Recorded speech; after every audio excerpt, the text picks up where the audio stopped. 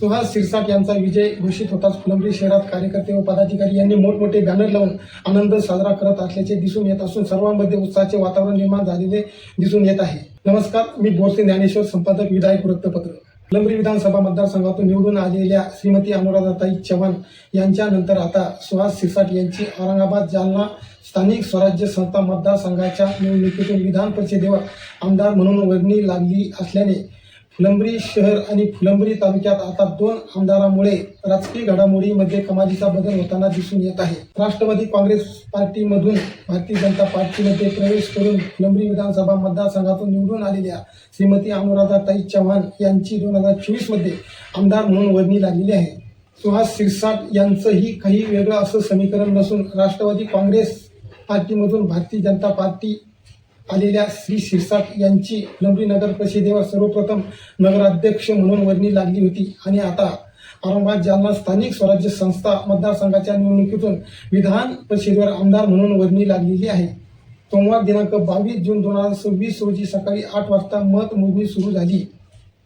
9:23 निकाल आला। यात भारतीय जनता पार्टीचे जिल्हाध्यक्ष तथा फुलंब्री नगर परिषदेचे माजी नगराध्यक्ष सुहास शिरसाट यांनी 455 मत मिळवत विजय मिळवला। महाविकास आघाडीचे गणेश लोखंडे यांना 135 मते पडली। अपक्ष उमेदवार इसाक संधू खान यांना 35 मतावर समाधान मानावे लागले। पहिल्याच फेरीत मतांचा कोटा पूर्ण होऊन सुहास शिरसाट हे विजयी झाले। शासकीय औषध निर्माण महाविद्यालय उस्मानपुरा येथे मतमोजणी सुरुवात झाली। छत्रपती संभाजीनगर व जालना जिल्ह्यातील 637 मतदारांपैकी 630 मतदारांनी मतदान केले असून त्यापैकी 5 मते बाद झाली। परिणामी विजयी मतांचा कोटा 313 निश्चित झाला व नंतर पहिल्याच फेरीत महायुतीचे शिरसाट यांनी 455 मते घेत विजयाचा कोटा पूर्ण केला। सुहास शिरसाट हे छत्रपती संभाजीनगर जिल्ह्यातील भारतीय जनता पार्टीचे प्रमुख नेते असून सध्या भाजपचे जिल्हाध्यक्ष म्हणून कार्यरत आहे। जिल्हा परिषद, स्थानिक स्वराज्य संस्था आणि पक्ष संघटन बळकटीकरणामध्ये त्यांची सक्रिय भूमिका आहे। छत्रपती संभाजीनगर भाजपचे जिल्हाध्यक्ष म्हणून त्यांनी पक्ष संघटन विस्तारासाठी काम केले आहे। विविध पक्षातील स्थानिक नेत्यांच्या भाजप प्रवेश कार्यक्रमामध्ये त्यांची उपस्थिती आणि भूमिका दिसून येते। भारतीय जनता पार्टीचे मराठवाड्यात संघटन उभे करण्याची महत्वाची भूमिका बजावणारे व 6 वेळा आमदार राहिलेले माजी मंत्री व सध्या राजस्थानचे राज्यपाल हरिभाऊ बागडे यांची फुलंब्री विधानसभा मतदारसंघावर विशेष अशी पकड आहे।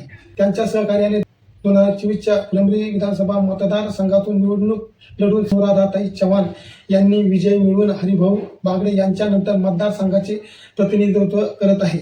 त्यात आता स्थानिक स्वराज्य संस्थेच्या माध्यमातून विधान परिषदेवर सुहास शिरसाट यांची विधान परिषदेवर आमदार म्हणून वर्णी लागली असल्याने फुलंब्री शहर आणि तालुक्याचा विकास किती झपाट्याने होणार व शासकीय कामकाजात कितपत सुधारणा होणार याकडे सर्वांचे लक्ष लागलेले दिसून येत आहे। धन्यवाद।